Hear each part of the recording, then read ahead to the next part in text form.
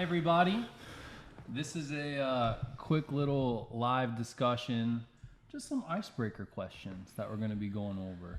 I think our host here, Micah McFly, has a few loaded up, and I got some bangers myself. So, bangers. That's pretty much what this is. All right. All right. So how about this? I can start us off. Go for it. Go for it. And I'll give a little context. This is just in between episodes. So, we just might let some of these things out, every so often. Give us a little perspective. We may just drop the whole thing on YouTube. YouTube, check us out. As like a half episode. Like this might be episode 1.5. Oh, okay. Has nothing to do with cool any other takes. content. This is cool takes. Cool takes. Cool takes. All right. Hey, I got some questions. Go for it. All right. If you could be in any movie universe, what universe would you want to live in, and which character would you want to be? Wait, like I'm an actor, or no, you're the character in the universe, and you have to experience that universe. So that's like a two-part. It's like right. Which universe would you want to live in out of the movie, and then also which character would you want to be out of that universe? Oh man, it's a deep one.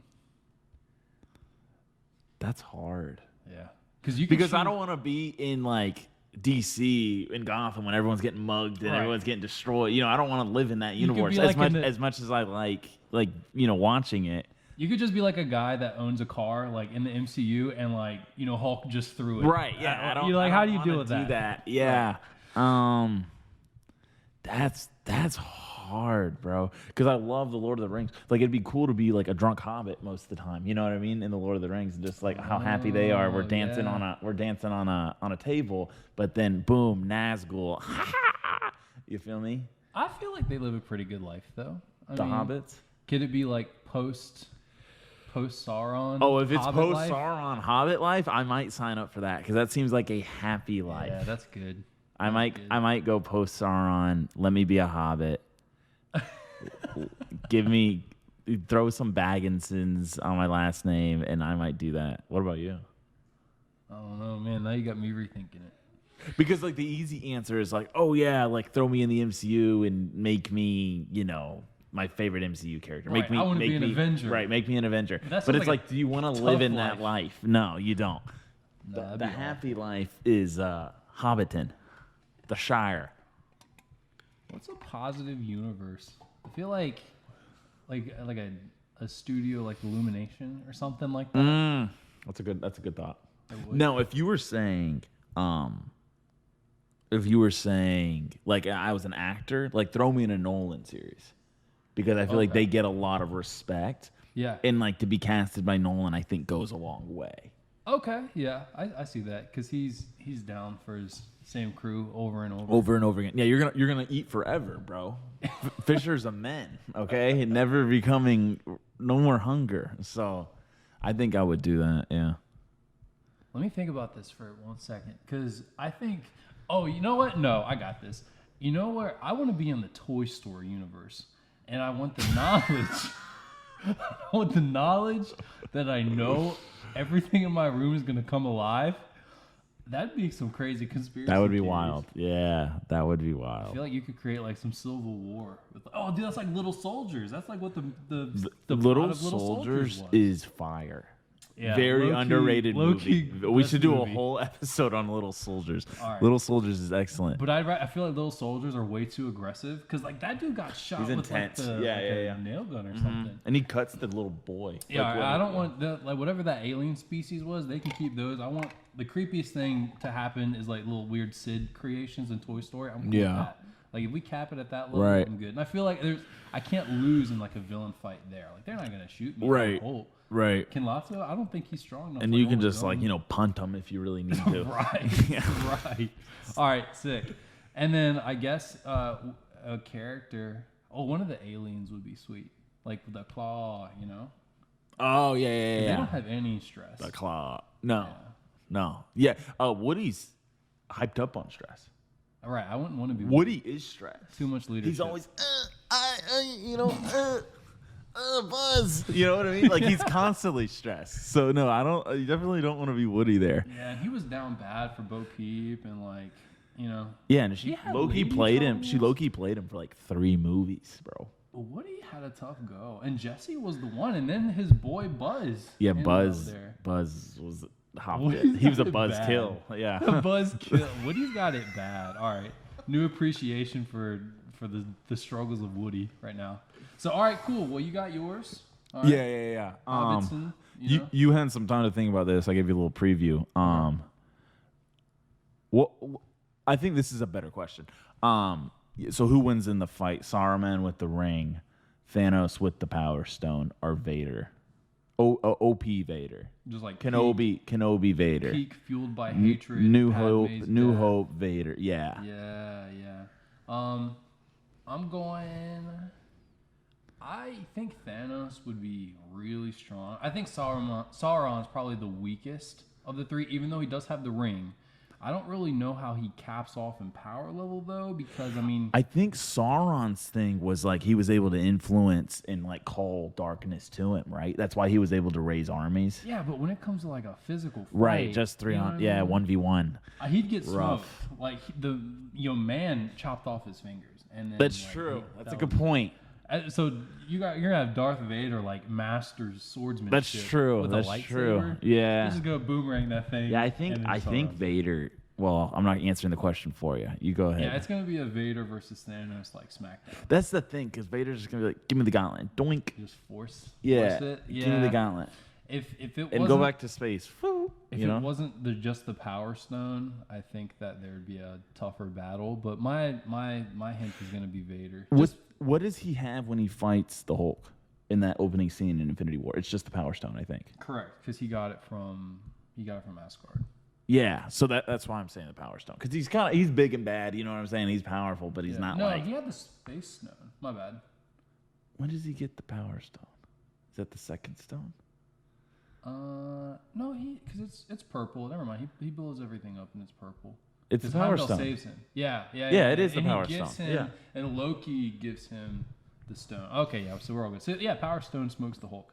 But still, dude, like, just because you smoke the Hulk, which I think the Hulk, like, comic book wise, the Hulk is stronger than Thanos. For like, sure. Once he gets angry enough and stuff like that. But that's really the first time Hulk's lost.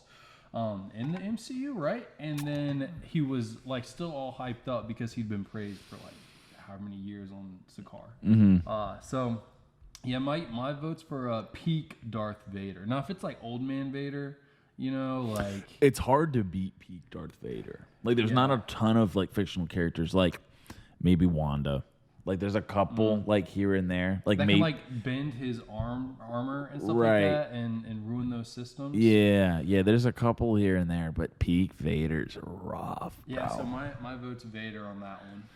Unless Thanos had like the reality stone or something and like could play games and then get close to Vader enough to, because I feel like one punch from Thanos like in the Right. chest or something is gonna just and completely destroy. if he had the reality stone, it's just like boom, Padme's back, bitch, I got your Could ass. you right. imagine that, bro? That would be so ruthless.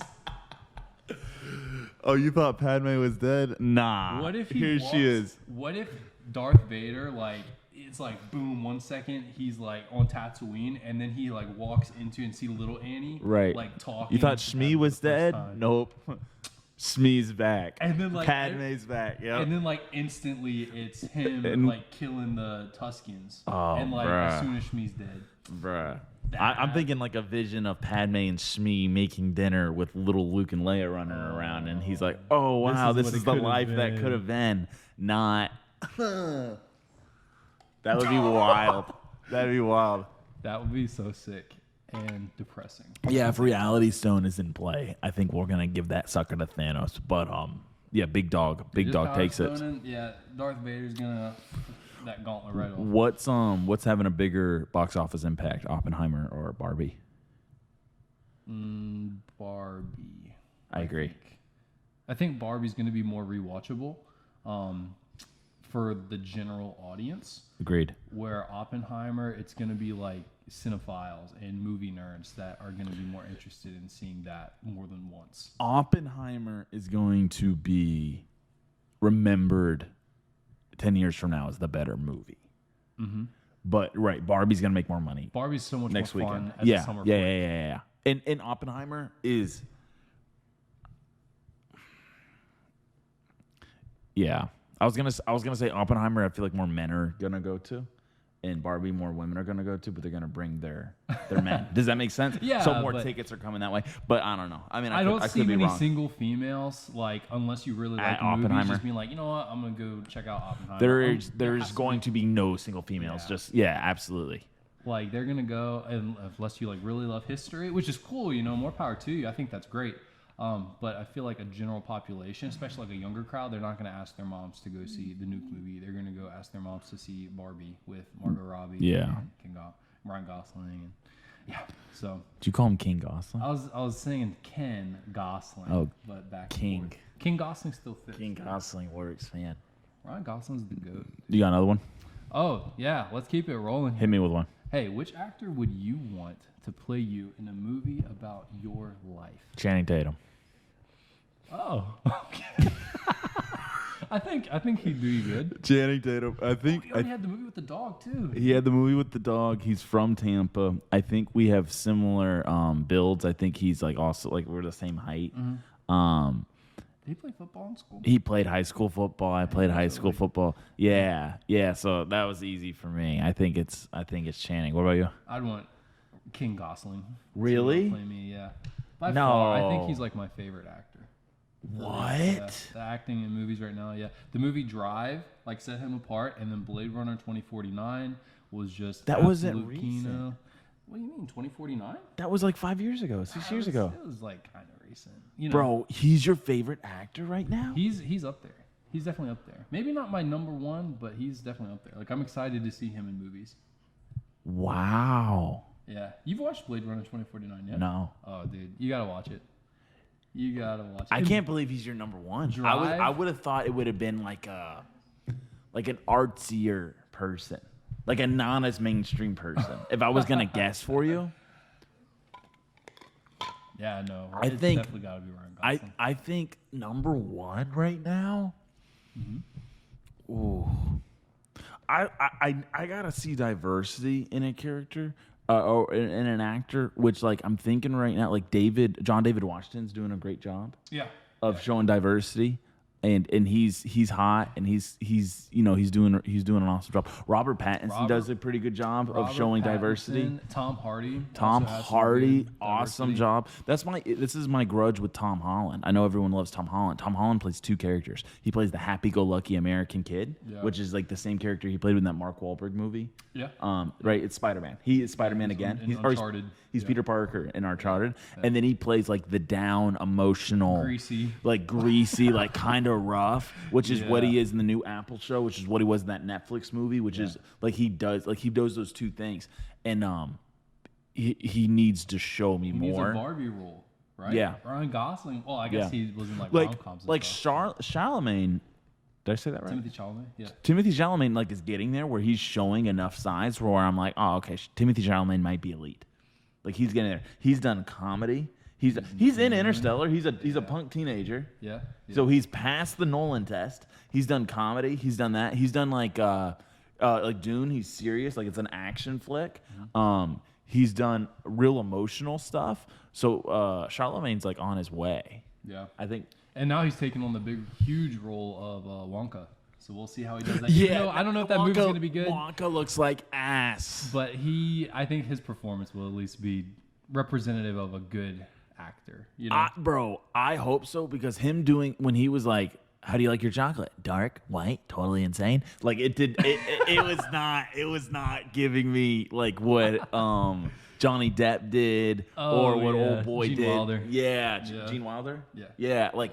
Man, I hope he holds a torch because I don't know. Unfortunately, it might be like a screenplay or director's fault for that because it doesn't look like a very colorful, fun movie.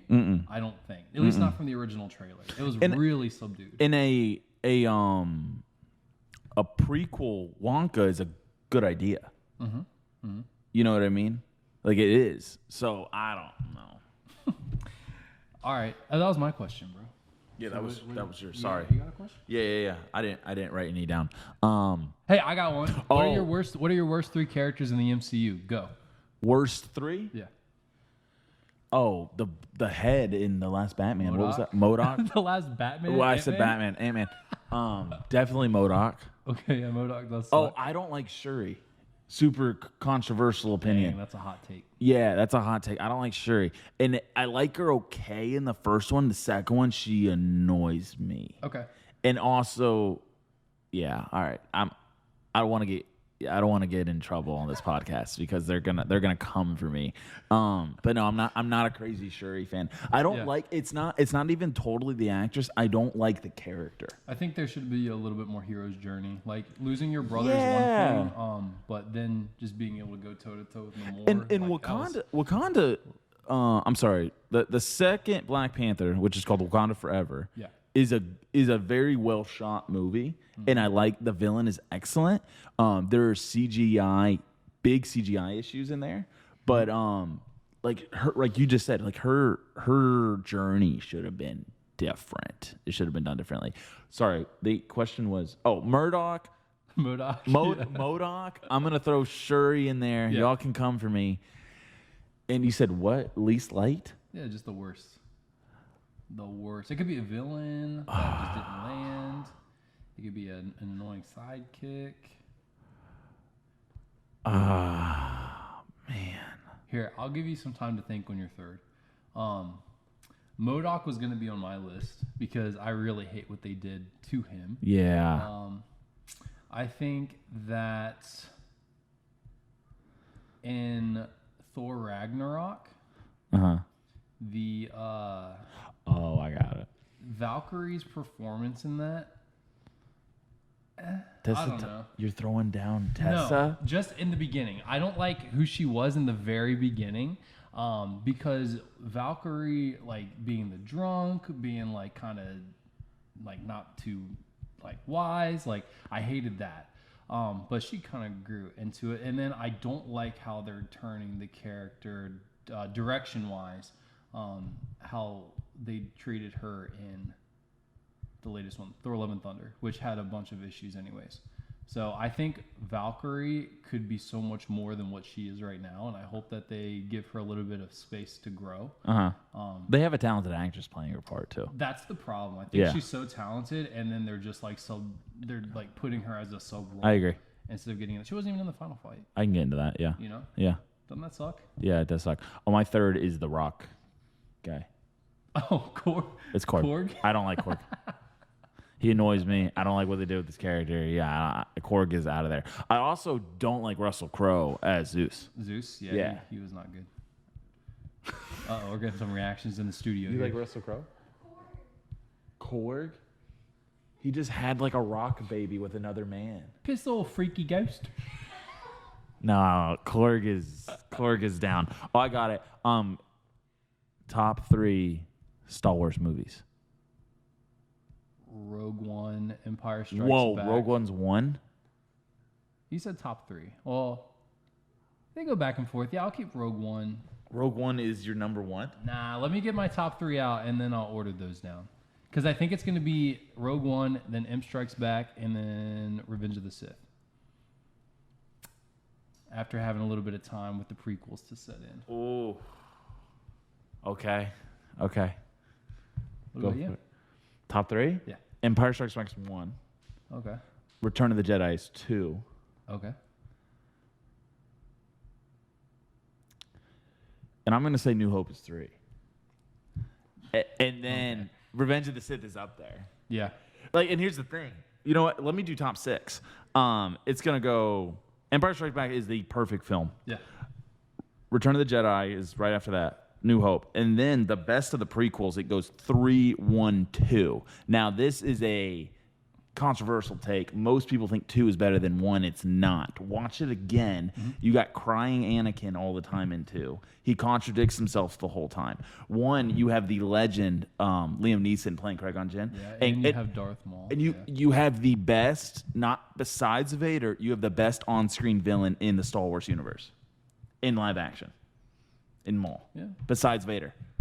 And he's a dog, bro. They did him bad. They had to bring him back, and what's it called? Because old boy loved him so much. Yeah, because Dave Filoni was like obsessed with him. Yeah. But like he should have stayed live action for sure. Cassie, oh wait, I remember. I think Empire Strikes Back being number 1 is very fair. I like Rogue One so much because it was a really refreshing take after what we had with this sequel trilogy. Mm-hmm. So I really liked it. I agree. Yeah. What's his name? Baze and Donnie Yen's character. Yes. Yeah. Excellent characters. Those were awesome additions that were in there just for one movie. And then after Andor came out, we kind of got to flesh out, I can't even remember his name though. Diego Luna's character. Andor guy. Oh. Anyways, Jen Erso's, interest there. He was part of the rebel cause. Really like Jen Erso's character. A lot. Yeah. A lot. Felicity did a fantastic job. She did an awesome job. Like, we needed 3 or 4 movies with her and not old girl. Who's Ray? Oh, yeah. Daisy Ridley. We needed Felicity and not Daisy. That should be the new hashtag. Felicity over Daisy. That probably was a hashtag maybe like 6 years ago. We need that. We need Felicity back. Do you what do you think about director Krennic? He was the guy that was building. I like director Krennic. There were some sweet lines. Yes. With him, yes. He's a good actor. In there. Yes. He's a very good actor. Yeah. He does a good job in everything he's in. He's a nice little villain. He got smacked down by Tarkin. Yeah. Tarkin taking ownership of it. Yeah. So I think there were some really good storylines, and it kickstarts what would have been, the original trilogy. So really cool stuff. That's why I think Rogue One is going to set it number 1. And then you have the Vader scene, which was nothing but fan service. And Dave Filoni was like, we're going to put this in there because there's not enough Vader, and I'm all for that. The Vader scene was incredible. Yeah. So, kicking it off there, Imp is a perfect movie. The music, Han, I mean, they lose. They straight up lose. It creates, like, the 3 movies create quite a story because you have your rising action. That's your climax, right? Han Solo, frozen in carbonite, is where it ends. Luke has his hand cut off, loses to Vader. It's the best on-screen revolution they said in the history of cinema. I am your father line. Yeah. Reveal. I should say it's the best on-screen reveal. And they didn't even write that in. They had, obviously because James Earl Jones was not, there filming. Right. He wasn't the body. But he was the only one that knew that they were recording that line. Like even Mark Hamill didn't. I think they kept it under wraps from him too. They did, yes. And so when that movie came out, Lucasfilm actually received a ton of like mail saying like, no, like that's not real. Like people didn't believe it. And then so that's why it's pressed into so heavily again in the 6th movie to really reinforce that father-son bond, which is just insane. It's crazy. Yeah. Yeah. Insane. And 3rd is Revenge of the Sith. Yeah, for the obvious reason. I mean, you get to see the turn of Anakin. I really like Padme. Padme is probably one of the best prequel characters out there. And then listen, I really like Padme too. Yeah. Her worst, Natalie Portman's worst performance is in Revenge of the Sith. You think so? Is it the lines like absolutely, going bro? down a path I cannot follow? It's that. It's before that when he's like sweating and he's all and she's like, I want to have the children on Naboo. It's just like the whole time, bro. It's like we need some more. Like Padme in the first 2 in the Phantom Menace and in the Clone Wars, she has like spunk, and in the 3rd one she's become like this very laid back, maternal, like and it's like, well, where'd the personality go, Padme? Like you got married and you just like fell in so much love, like all of a sudden you don't have a personality. It's like you gave it up. It's just weird. I'm not a huge fan of it. She's so fragile acting, and I don't like it. Whereas like Padme in the 2nd one, like she's not like that at all. She's a fighter. Yeah, bro. She's a fighter. Yeah, absolutely. She's a war. She's in the Geonosis battle of Geonosis for sure. So it's like I don't like that. I don't like how they made Padme like that. But I love Natalie Portman. Yeah. Who doesn't love Natalie Portman? Do you watch Leon the Professional? If you haven't, oh my gosh, that's her first movie. With Jean Reno? That's her first movie. Yes. With the assassins, and Gary Oldman's in it. Yes. Yeah. I haven't don't seen have it. time for your Mickey Mouse. Oh, you have? I just know a lot about it. I I've read a just lot hype about it it. up, I and then just you read a never lot watch about it. I want to watch it. It's on Netflix, or it was. We should get a live reaction to you watching that movie. Do you like it? Oh, it's one of the best. It's one of the best movies? Yeah, John Wayne. If you've seen it, you'll get that. Okay. Dude, it's the best. It's the best. Do you like it? Yeah? I think I tried to watch it with Cass, and she was like, ew, it's old. Wow, that straight up bust. Just right over Cassie. So, boom. All right, well, there we go then. Those are the top 3. Revenge of the Sith is in my number 3. I'll keep Rogue One 1. Let me ask you, I'm going to ask you the question again just for clip-worthy. Top 3 Star Wars movies. Go. Number 1, Rogue One. Number 2, Empire Strikes Back. Number 3, Revenge of the Sith. That's a crazy list. That's the true list right there. That's a crazy list just because we've thrown in a non-Lucas made film It's in the top 3. Skywalker saga. Technically. Yeah. It's in the universe. Yeah. But. All right, I got another one. Best trilogy, Nolan's Batman, Lord of the Rings, John Wick 1 through 3. John Wick is the weakest, even though those movies are fantastic. But up against this list, they're definitely hitting number 3. I agree. Even though number 2 is a friggin' banger. It's really going to be between Lord of the Rings and Nolan's Batman. I think they're 2 different types of movies. The Lord of the Rings is a perfect trilogy. It made is. with so much love. It is. And so much care. But if I'm going to sit down and watch them, actually, no, I take it back. If I'm going to sit down and watch the movies, I think I'd rather watch them, even the extended cuts, and, I'm going to devote 12 hours of my life to watching those. I think I would choose to watch the Lord of the Rings movies as opposed to the Batman movies. You know what's so cool about the Lord of the Rings movies is that they shot them in unison. Yes. 18 months in New Zealand. Mm-hmm. The whole cast and crew is there. You got a wife, you got kids. Too bad. We're going to New Zealand. Tell them to come. Yeah. Tell them to come. They shot it in unison. They edited. They were all done by the time they released the first one. And then they were just like, all right, 1 year, 2 year, 3 year. The hype stayed together. Like you said, it was perfect. It felt like it flew perfectly with the books. Mm-hmm. And that's my error with the Batmans is Batman Begins, as good as it is not as good as any of the Lord of the Rings movies. Correct. Yeah.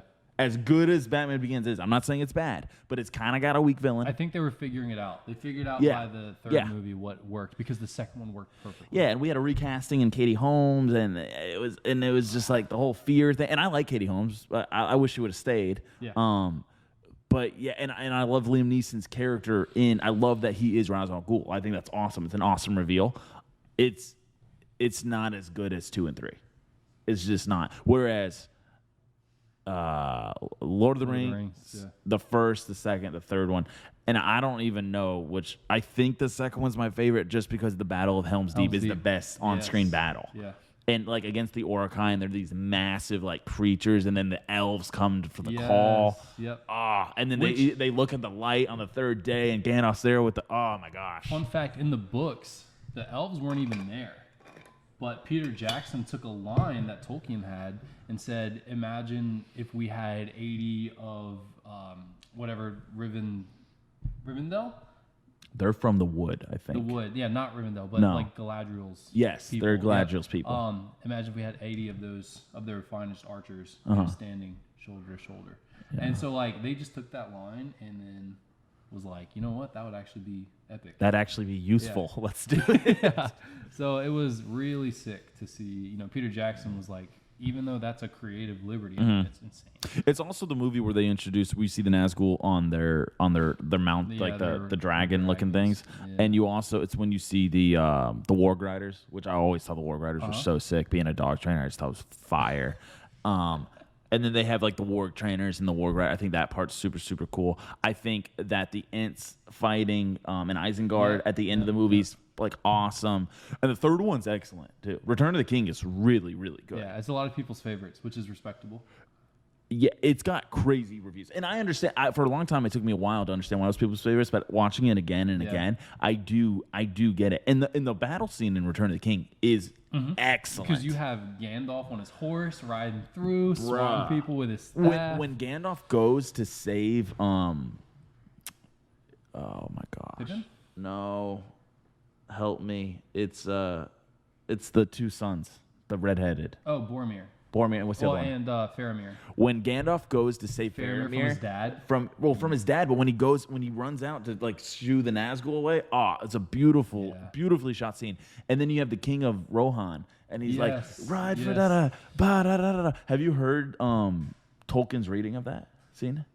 No. Bro, I will show you when this is done. Please, yeah. It is incredible. It is so good. I think I sent it to the Back to the Future. Oh, okay. Yeah. It is so cool. It gives me goosebumps every time I listen to it. So he's reading it, and they're showing the clip of it happening. Yeah. Whew. Hey, tell me why Carl Urban. He was one of the writers of Rohan. Eowyn. There's like three people named are in there. But he was like the son, and he's like. You know who Carl Urban is, right? Yeah. He's from The Boys, right? Yes. Yeah. So, like, every scene he's in, even though he's not even a main character, like, even when they go and, like, stop the three, Legolas, Aragorn, and Gimli. I would cut off your head door if it was stood a little higher to the ground. Yeah, absolutely. Like, it's just, there's so much character he has. And, like, just to see him. Like, he did a great job. Yeah, I know, man. Carl Urban's such a good actor. Did you know Ian McKellen was the third choice for Gandalf? Didn't know that. Who were their first two choices? First choice was Sean Connery. You know what? I heard that before. He would have been the richest actor to ever live. He would have been a billionaire because of the offer they gave him. They gave him a residual offer based off how much. He turned it down. He said it wasn't going to work. Wow. The second option, and I think this is rumored. I don't know if this has ever been confirmed, but it was the guy who played Saruman. Christopher Lee? Yes, Christopher Lee. And Christopher Lee wanted to play Saruman because he thought it was a more fun character. He could really get into it. Yeah. But then he's made a joke in an interview before. He's like, "Oh, maybe I would have played Gandalf if I known they weren't going to use Saruman in the third movie." Oh. Because I think he's in the director's cut in the third movie, but in the regular one he's not. He's not in it. Right. And so he's made a joke about that. But yeah, Ian McKellen was a third option. I'm glad he got perfect. the role. He's perfect. He's perfect. And Ian McKellen, another fun fact, he cried on the set of The Hobbit. No. Yeah, because of all the green screens. He said it wasn't filmmaking. He said it wasn't the same. Yeah. Because they used so much CGI in The Hobbit, and he wanted it to be made the same way they made Lord of the Rings. Jackson's love. Well, Peter Jackson made The Hobbit too, didn't he? Yeah. But just different. Hollywood now. Can you think of any banger questions? Yeah. I think I got one more for us. No, I don't have one more for us, but. Can you think of a banger question, Otto?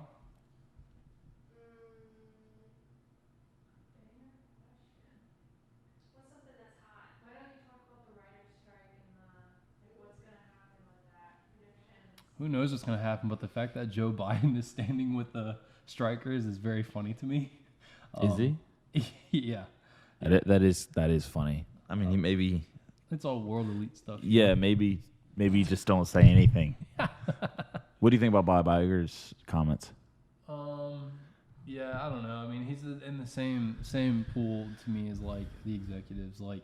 He should have kept it to himself. Yeah. He shouldn't have said anything. It's so disconnected from what these people are facing. Yeah. There's some crazy actors, like Paul Dano. There's pictures with him out there. He was the guy that played Riddler. He was out there striking.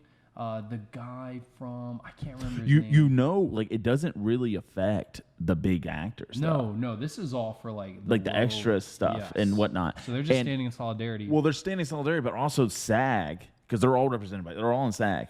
The lady who runs SAG, like the president, was like, no, y'all aren't acting, and if you're acting, you're out of SAG. Yeah. So you're out of the union. So she was like, and then she also said, like, because reality TV is still going to run, but there's people that try to make that jump from reality TV to scripted television. Yeah. And she has told people, like, if you want to keep working reality TV, you do you. But if you keep working and you want to come and try to get a part of SAG, like, we're not accepting you. We're not in. Yeah, like, you need to stand with us now, which is wild. And she's also the one she's the same person who stood up to Bob Iger and said, like, his comments were tone deaf.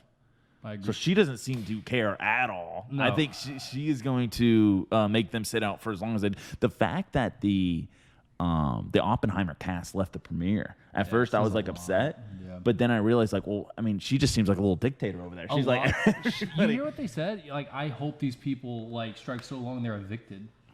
Like, did you hear that they were saying? Who said that? It was like I don't remember his name, but it was an executive that was like, when the strike first happened. That's dumb. Yeah, don't say that. That's not smart. It's like, that's gonna fuel everything. Yeah, that's not smart. That's not smart. The reason, like, so I'm half on board for the writers. I think the residuals are dying, and I understand why studios wouldn't want to pay residuals for a streaming platform. I understand that. Now, the AI for the like your extras and stuff like that, where they can take your likeness one no, time. No. I don't like that. That's for the actors. I'm talking about for the writers. For the writers, I don't. I understand. Like if you're getting paid to write a script, they're using that. Like that's what happened with Mad Men. Do you know the theory of Mad Men? No. Mad Men, the first season was written, and whoever picked it up, they owned it for 10 years. Okay. So no one got residuals on the first season of Mad Men. They got residuals for the next seasons of Mad Men. So that studio owned the script, and then they, after 10 years, someone's like, oh yeah, we want to use it, and they let them use it, and it became something. So that's pretty much what they're doing with streaming. Is like they're paying you to write a script. You're writing a script, and you're getting paid for it, and that's it. You're getting one lump sum. Now I understand they want residuals like how it was back in the day, back in the early 2000s, back in the 90s, but I think that's fading out. Yeah. All right. Now I do not agree with the idea of having AI write screenplays and then hiring one writer to come in and just craft it back together. When a writer's room should be like 5 or 6 writers, and they should just be working on it together and doing that together. That is so lazy. I saw this. So bad. So lazy. Was it the actor who plays Coulson in the MCU? Maybe it wasn't him, but I saw someone decently, sizable. Like this is a fight for the soul of the art form. Yeah. No, absolutely. Yeah, no, absolutely. And when AI came out, like I remember I was talking to my wife, I thought it was like creepy, and she was into it. She was using it for work, and I understand. Yeah. But my first fear was like, oh, it's going to take away creative jobs. And here it is taking away creative jobs. The reason the actors are striking, I am 100% on board for both reasons they're striking. Right. For the residual reasons that they're striking, if they are using your face over and over again, you should get paid over and over again. Right. And if they are, they're not giving you residuals, and then the fact that they're using that AI. Now, the first idea was they were going to use the AI, and I think actors were on board with it because they thought they were only going to have to shoot once and then get paid over and over and over again. Does that make sense? Like, so they shoot once and they got paid more. And then they were like, oh, yeah, and we'll use you in a movie like 10 years from now. And then they were like, oh, and we'll give you like a fraction. And I think they were okay with that. Then they cut it. No, we're only going to pay you to film you. Yeah. I'm in deep support of the actor strike. I really am. Yeah. If I could be a journeyman actor and like, jump on a movie here and live in Atlanta and jump on a movie there and live in LA or jump on live in Vancouver, I think I would try to do it. You know what I mean? Unfortunately, dogs have to be trained in Central Florida. So someone has to fill that void. Fortunately. We got this guy. I'm sorry. Fortunately, dogs have to be trained in Central Florida, and I have to fill that void. So that is a thing. Hey, speaking of, do we have a special guest? We have a special guest on the way. No, they don't. So what do you think about that? What do you think about the writer's strike? You pretty much nailed my exact sentence. Bro, I read about it, and I was like, I think anyone that is like, oh no, they need to just like get back to work. Like, no. That's some like, even if you're like in the boomer realm on that, because we're all like, we're pro capitalism, we're pro like, pick you up by the bootstraps, you know what I mean? But at this point, that's just giving into greed in the highest level. Oh no. I'll let it roll. Damn, we had some really good sound bites that we might have missed. How far are we in? Oh, it's 115 minutes? Oh, no, I don't know how that's counted. I mean, you can just use half of it for YouTube. Or we can just slice together whatever we have on it. Yeah, that's true. I think we have to bring out a special guest on that. Yeah, let's Even bring if her it's out. just going to be like a 1 minute little clip thing. Oh, the special guest.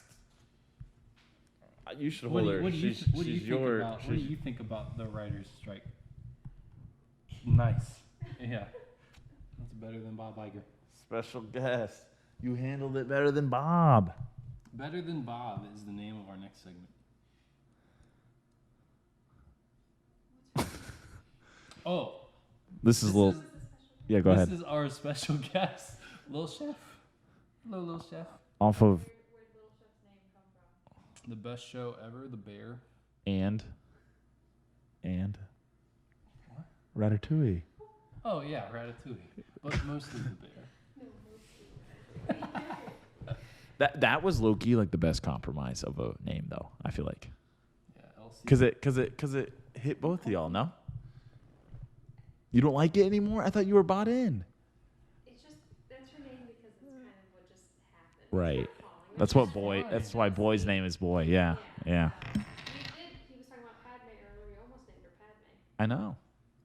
Padme would have been cute. We could call her May. Yeah. Little May. Are you tired still?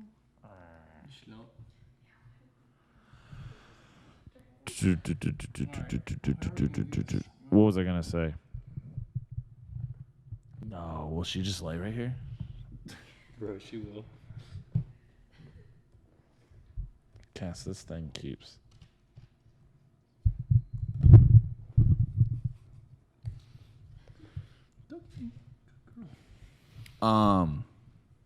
Damn, so we don't know what we don't have. No, but I would. Okay. What did you say? I said we said talk about. Well, we talked about the strike and everything, and I already made a video about the strike. So I mean, I guess we won't use that again.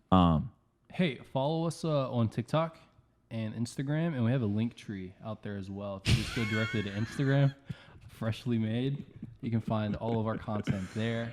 Our YouTube, we have our email address. If you have any suggestions, if you want to get involved in any way. I've got a good question. Okay. Best single movie that deserved a sequel.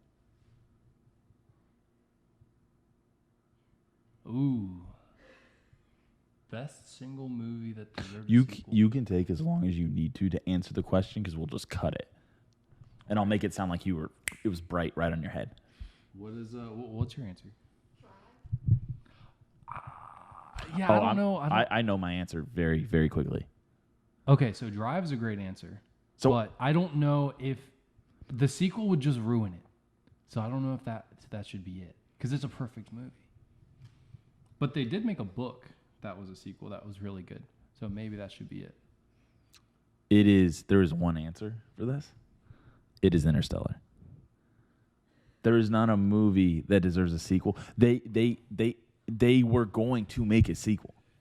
What stopped them? Well, so there's rumors that they started like casting and filming, and then this was in 2018 because the Interstellar came out in 2016. Yeah. And look at little chef. So Interstellar came out in 2016, and the theory is that Nolan shut it all down because he was upset that it got leaked, which is a very Nolan thing to do. Sucks. Yeah.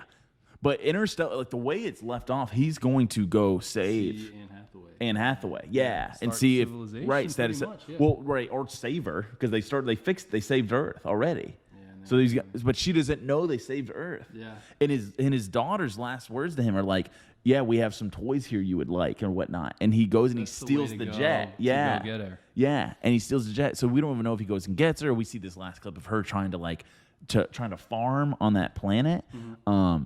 Interstellar deserves a sequel. Nolan, please bring it back. Christopher. Noli, please. Noli, please. We'll see Oppenheimer as many times as you want us to. Please make another Interstellar. I think that really is like I can't think of a better answer than Interstellar. And there's so many movies that are like great and they're great on their own, and like like you just said, like a sequel might ruin them. This guy. But Interstellar, like it was made for a sequel. It literally was. So ask me the question. What? For the cut. All right, I got a great question.